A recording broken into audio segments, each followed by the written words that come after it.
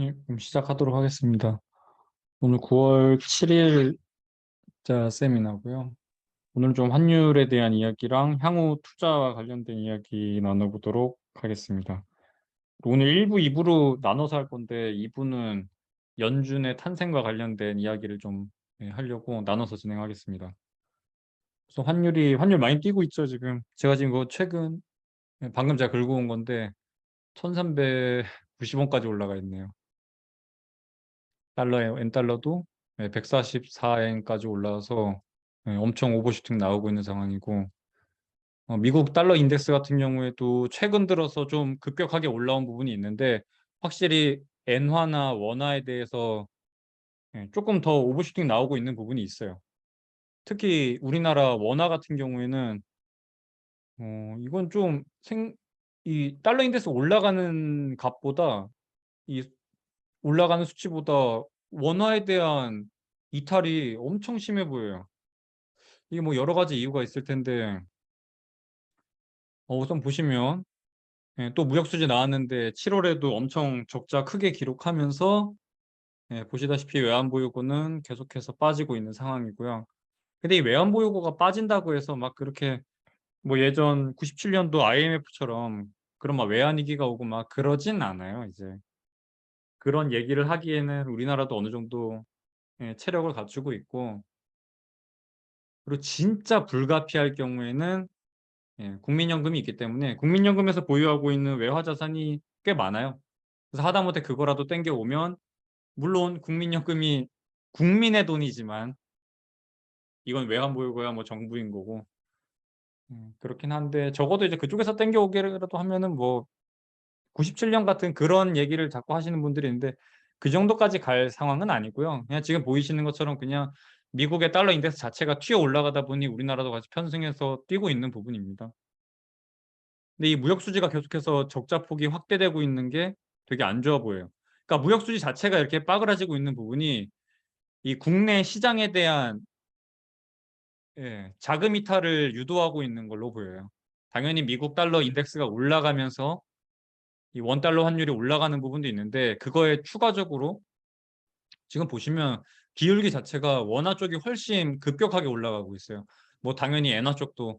근데 엔화는 애초에 저기 BOJ 일본 중앙은행이 아직도 양적 완화, 극단적인 양적 완화를 하고 있는 상태이기 때문에 이렇게 치솟아 올라가는 게 이해가 되는데, 우리나라는 이 정도까지 오버슈팅 나오기에는 조금 추가적인 뭔가 이 상승분에 대한 요인이 있을 것으로 보고 있어요. 근데 그 부분이 아무래도 우리나라 경제, 체력에 대한 뭔가 의구심을 갖는 것 같아요. 외화 자산들이.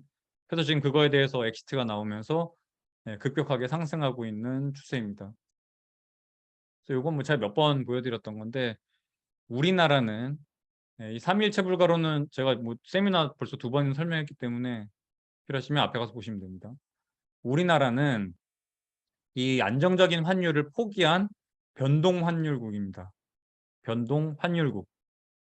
그래서 그냥 환율은 외부 요인에 따라서 그냥 오르락 내리락 하는 거에 대해서 환율을 건들 수가 없어요, 우리나라는 애초에. 뭐 독자적인 금융 정책이라고 해서 어떻게 보면 이거는 유지를 하고 있는 거죠. 미국처럼 급격하게 뛰어나가지 못하고 자국의 경제 상황이 가계부채가 너무 높다 보니까 금리를 급격하게 못 올리고 있어요. 그러다 보니 미국의 금리는 올라가고 한국의 금리는 조금씩밖에 못 올라가니까 환율이 튀어 올라가고 있는 상황이죠. 더군다나 달러 인덱스는 유로화의 약세, 그다음에 엔화의 약세까지 더해지면서 달러 인덱스는 급격하게 튀어 올라가고 있어요.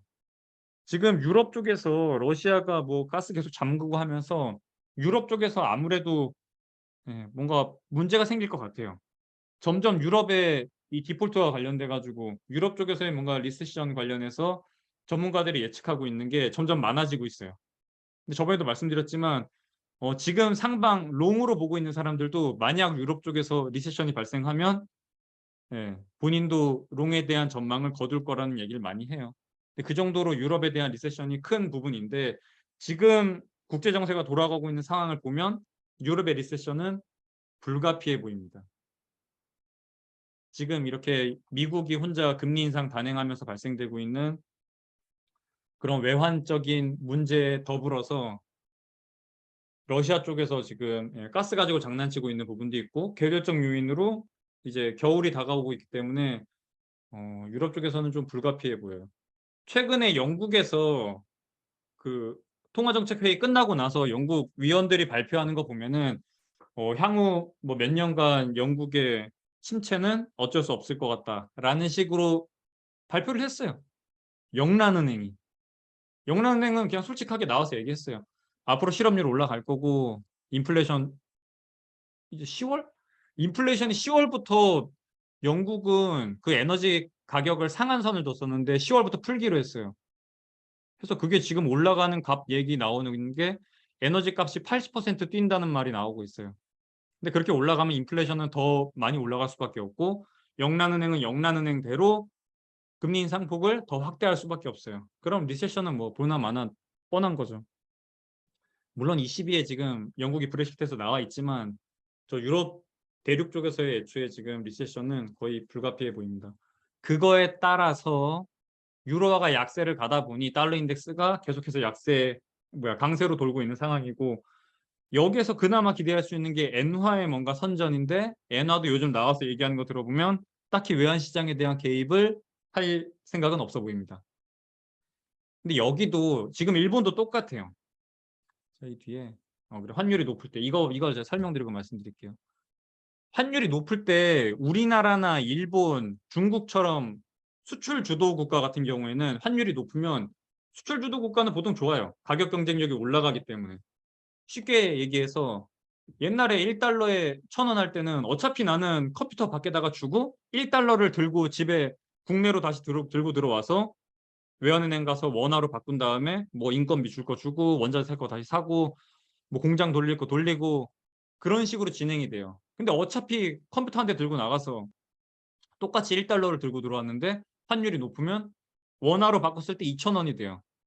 그 말은 그냥 이 환율 자체만으로도 그냥 수익이 더블로 생기는 건데 이거에서 생기는 만큼 뭐 바꿔서 얘기하면 어차피 내가 2,000원이 그러니까 환차익을 볼 거기 때문에 뭐 밖에 나가서 팔 때 0.8달러로 팔아도 그럼 이제 가격 경쟁력이 생기는 거죠. 이렇게 환율이 높을 때는 프로모션을 할 수도 있는 거고 여기서 나오고 있는 이익이 증가했으니까. 그래서 이게 세계 경제가 막 잘 돌아가고 할 때는 환율이 높은 게 수출 주도 국가 같은 경우에서는 가격 경쟁력이 생기면서 좋아요. 근데 최근의 경제 이 국제 상황이 이 세 가지 요인 때문에 수출 주도 국가가 환율이 올라간다고 해서 좋지 않아요. 첫 번째는 해외 공장 이전이 되게 많이 발생됐어요, 지금. 우리나라 같은 경우에도 뭐 제가 삼성전자랑 일할 때도 보면은 다 베트남이었어요.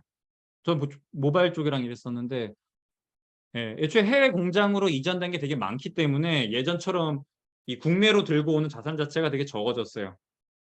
그래서 이런 환율이 높은 거에 대한 상승 효과를 보기가 좀 어려운 부분이 있고 두 번째는 최근에 있는 이 원자재 단에서 발생되고 있는 인플레이션을 직방으로 맞게 돼요.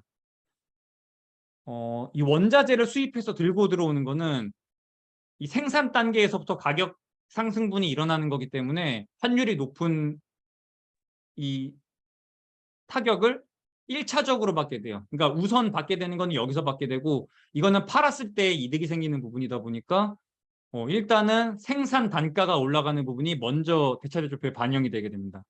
그래서 이 부분이 일단 안 좋게 작용하는데 원달러 환율까지 이렇게 올라가게 되면 두 배로 그러니까 겹치면서 두 배로 이제 안 좋아지게 되는 거죠.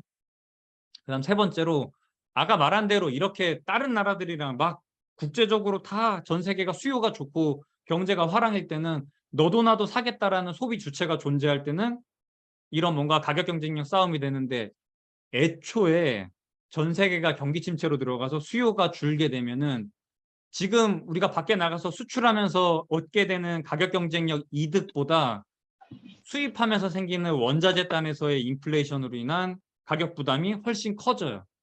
그래서 이렇게 수요가 줄게 되는 상황에서는 아무리 뭐 가격 경쟁력을 갖는다고 해도 밖에 나가서 수출을 할 수 있는 파이 자체가 줄다 보니 환율이 올라가는 건 일단은 우리나라한테는 이러나 저러나 국가 경쟁력 자체는 떨어질 수밖에 없어요. 근데 이 자국 화폐의 가치라는 게 보통 그 국가의 뭔가 예, 국력을 따라가는 성향을 갖게 되는데 우리나라 같은 경우에 지금 이런 무역 수지만 봐도 대한민국의 이 뭐 국력 자체가 올라갈 것으로 기대하기에는 조금 어려워요. 그리고 뭐 아니면은 우리나라 화폐를 전 세계에서 많이 쓰면 되는데 우리나라 화폐 같은 경우에는 전 세계에 통용되고 있는 화폐 중에서 예, 저 말레이시아보다도 못한 예, 화폐 통화 유통 비율을 가지고 있어요. 예, 그 정도로 예, 전 세계에서 우리나라 원화에 대한 수요는 사실상 거의 없다고 보시면 됩니다.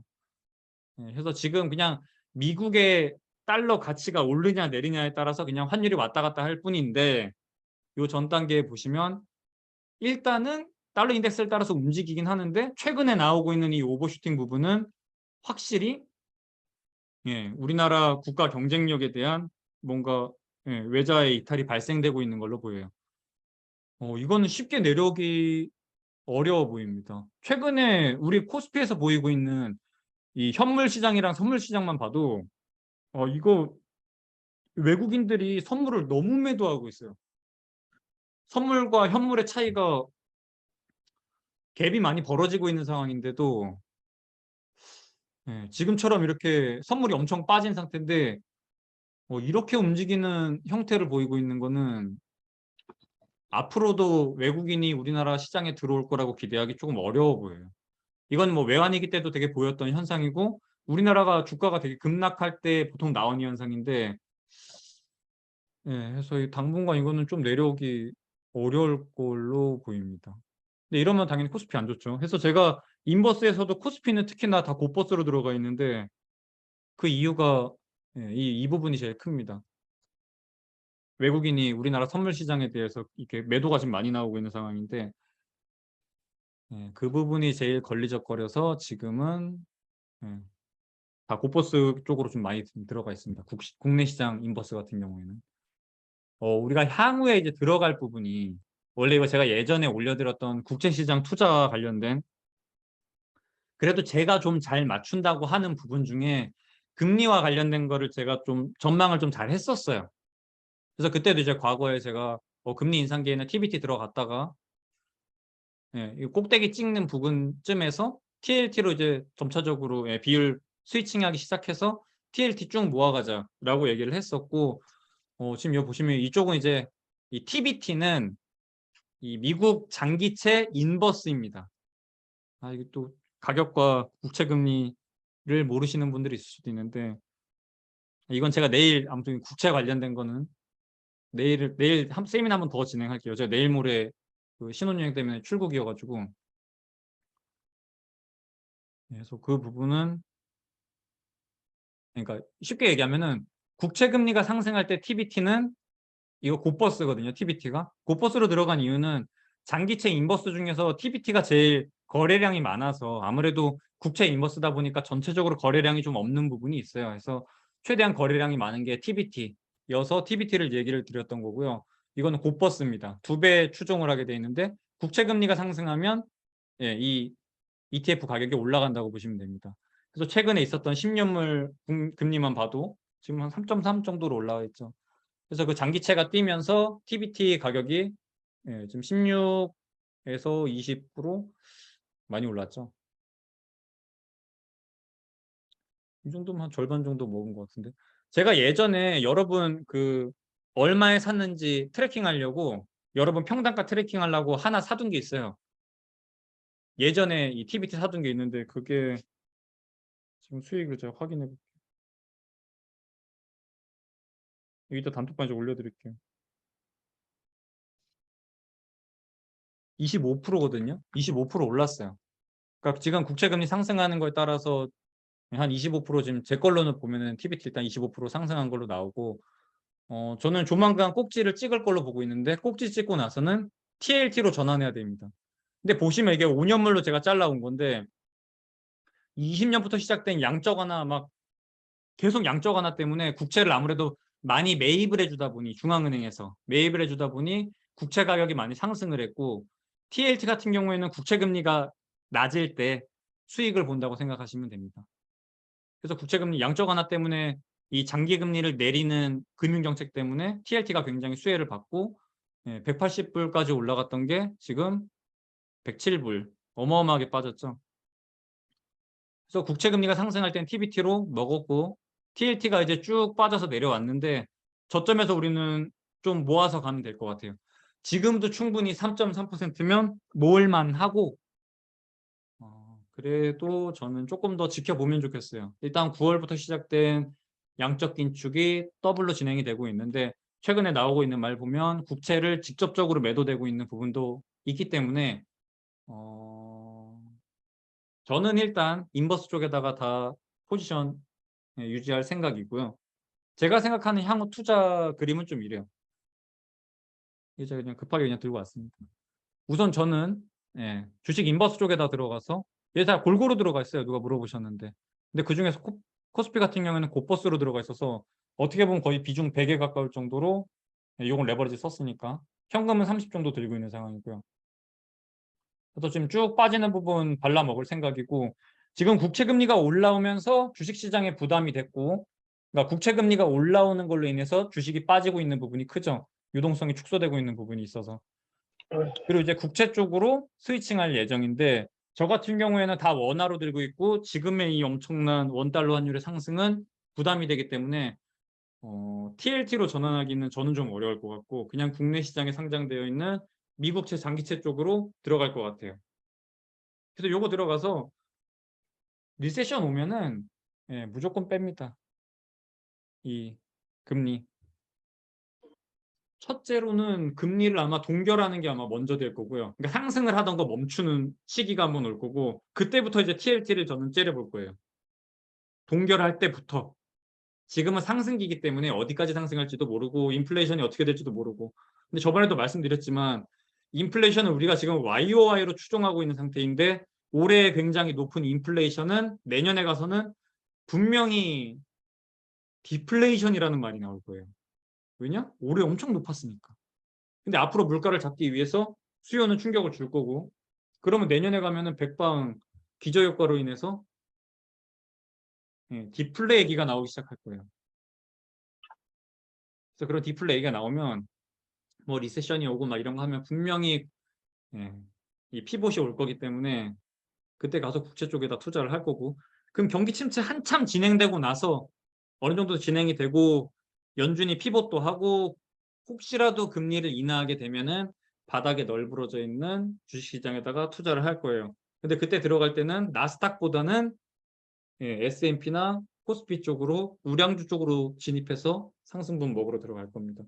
내려갈 때는 변동폭이 지금 이 양적 완화를 진행하면서 가장 수혜를 봤던 게 이 기술주나 우리나라처럼 뭐 신흥국 이런 곳이 다 수혜를 받기 때문에 펌핑이 되었던 부분을 반납하는 요 초기 하락분 시기에서는 인버스를 나스닥 쪽이나 코스닥 쪽에다 치는 거고 상승할 때는 이제 금리가 굉장히 높은 상태에서 천천히 피봇이 되는 부분이기 때문에 그렇게 높은 금리에서는 나스닥이나 코스닥 뭐 신흥국에서 급격하게 올라가기가 어려워요. 그래서 오히려 그 피봇이 되는 급격하게 금리를 상승하던 게 꺾이는 그 부분에 갔을 때는 우량주 쪽으로 들어가서 상승분을 먹을 예정입니다. 그래서 이 뒤는 중앙은행 얘기인데 일단 여기 TLT 부분이 너무 좋아 보여요. 지금 뭐 할 거 없고 난 잘 모르겠다. 진짜 안정적인 투자를 하고 싶다. 내가 지금 달러 많이 보유하고 있는데 그럼 이거 그냥 좀 많이 보고 있다가 천천히 좀 모아가세요. TLT는 진짜 너무 매력적인 가격이에요. 이게 21년부터 보더라도 거의 150불에서 지금 100불까지 내려왔잖아요. 30%가 빠진 거예요. 채권 가격이. 채권인데 가장 안정적인 투자처라고 하는 채권인데 심지어 그 중에서도 미국 국부채인데 30% 빠졌다고? 충분히 괜찮죠. 그리고 그또 이제 월물 교체에 대한 얘기도 해야 되는데 이거는 20년물을 추종하는 거기 때문에 1년 지나고 뭐 그렇게 되면은 계속해서 월물 교체가 일어나면서 20년물을 추종하게 됩니다.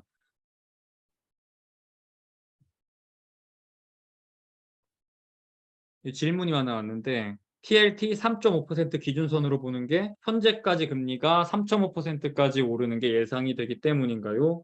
라고 왔는데 어떻게 보면은 이 10년물 기준으로 너가 생각하는 금리 최고치가 3.5%냐라고 물어보는 건데 3.5%면 굉장히 안전빵으로 봐요. 그리고 심지어 3.5%면은 그냥 괜찮지 않아요? 저거 분배금만 먹는다고 해도 3% 이상에다가 심지어 듀레이션 20년물이니까 추종 되게 많이 먹을 것 같아서 그러니까 3.5%면 충분히 안정적이고 해봐야 3.5에서 4.0 사이에서 놀 텐데 그 정도면 혹시라도 올라가서 이 추가적으로 하락하는 부분이 발생하더라도 내가 감수할 수 있을 거라고 생각해요. 3.5에서 더 뛰어 올라가더라도 진짜 맥시멈 4.0 4.0 이상은 절대 못 올라갑니다. 장기채 10년물이 4.0을 넘어간다? 그런 건 있을 수가 없어요. 그럼 3.5에서 4.0 진짜 맥시멈으로 내가 손해보더라도 0.5%포인트 더 손해봐서 4%까지 올라간다고 해도 그 정도의 뭔가 손해는 충분히 감수할 만하다. 그냥 분배금 먹으면서 기다리면 미국 리세션 오고 연준이 기준금리 하락하기 시작하면 충분히 되돌림 나오면서 많이 먹을 수 있어요. TLT는 진짜 안정적인 투자처라고 지금 보여집니다. 국내 장기채로 KB스타 국고채 30년 인핸스드 ETF 괜찮을까요? 국고채 30년. 그냥 장기채 제가 알기로 장기채가 있거든요. 국고채 장기채. 장기 국고채. 30년물. 아, 우리나라 따위 국가에 30년물 사고 싶진 않은데. 아, 이거 안 살래요. 30년물은 안 살래요. 그냥 장기채라고 된 거 있어요. 이 국고채 장기물들 모아놓은 거. 그 듀레이션이 이제 얼마인지는 모르겠는데, 저는 우리나라 거 30년물 사고 싶진 않아요. 그건 진짜 뭐 저희 아버지 정도 되는 분들이 은퇴하고 나서 자금 이렇게 묶어두는 자금. 내가 투자에 대해서 재테크에 대해서는 잘 모르는데 자금은 많이 가지고 있고 앞으로 이 돈을 잘 굴려서 금융소득으로 먹어 살아야 되는 분들 같은 경우에는 그런 자금의 성격을 띠는 경우에는 30년 국고채도 괜찮아요. 근데 우리 같은 경우에는 좀 유동적으로 움직여야 되기 때문에 난 30년물은 못 살 것 같은데. 그리고 30년물은 아마 그 거래량도 되게 적을 거예요. 거래량이 적으면 내가 나중에 가서 매도할 때도 되게 어려워요. 30년물은 비추합니다. 우리나라한테 길다고 하면 10년물이에요. 신흥국 주제에 10년물 사주면 고마운 거지. EDV는 거래량 때문에 별로일까요? EDV는 또 뭐죠? 난 모르는데 이거. 제가 지금 말하는 건 다 거래량이 높아서 그러는 거예요. TLT도 그렇고 TBT도 그렇고. 이게 아무래도 장기 국채 추종 ETF다 보니까 거래량이 적으면 내가 매도할 때도 생각해야죠. 거래량이 적으면은 기초자산에 대해서 ETF가 이 자산 추종을 해야 되는데 시장 참여자가 적으면 그만큼 스프레드가 벌어져요. 그럼 제가 못 갈고 파는 경우도 많고 제가 못 찾고 사는 경우도 생기죠. 그래서 어지간하면 그냥 거래량 많은 거 찾으세요. 근데 좀 내가 확신이 있다. 그럼 뭐 말씀하시는 아마 제가 보기엔 레버리지인 것 같은데 하셔도 될 것 같아요. 일부는 레버리지 하셔도 될 것 같아요. 왜냐면 이게 지금 가격이 너무 많이 빠졌어요. 국채 가격이. 이거 딴 게 아니라 미국 국채예요.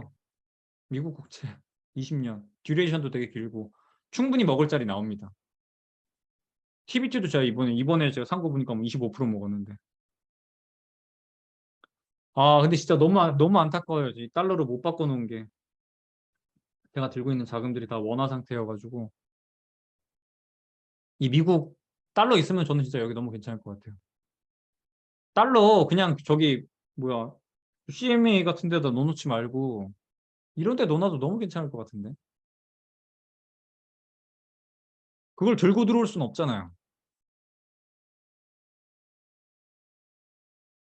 네, 또 질문 없으면 오늘 요거는 투자는 여기까지 하고요. 요 뒤에 제가 진행하는 거는